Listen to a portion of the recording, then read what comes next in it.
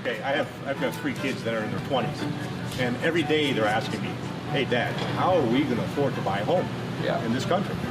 I mean, it's a huge problem, I think, for many, many families in this country.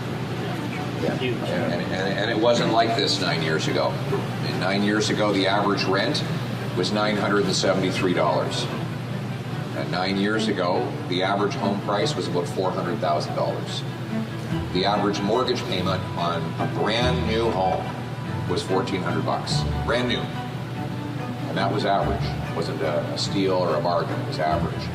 And but after 9 years of Trudeau, that has doubled. And every day he spends more and more money, which balloons the bureaucracy that blocks home building. And that's why we have the fewest homes per capita of any country in the G7.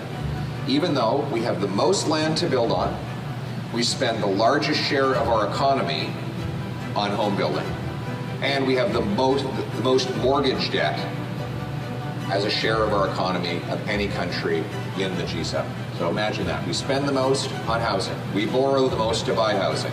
We have the most land on which to build housing, and yet we have the fewest homes. What's standing in the way? It's the bureaucracy. It's the bureaucracy. There's no excuse. This is a homegrown problem, and we need to get the bureaucrats out of the way. We need rapid, low-cost permits on the abundant land we have so that builders can build. Until we increase the building, we will not have affordable homes for your kids. We also need housing construction to outpace population growth. Population's been going by 3%. The housing stock's been growing by about 1%. So you can imagine that goes on for a few years. All of a sudden you've got 3 million families without a home.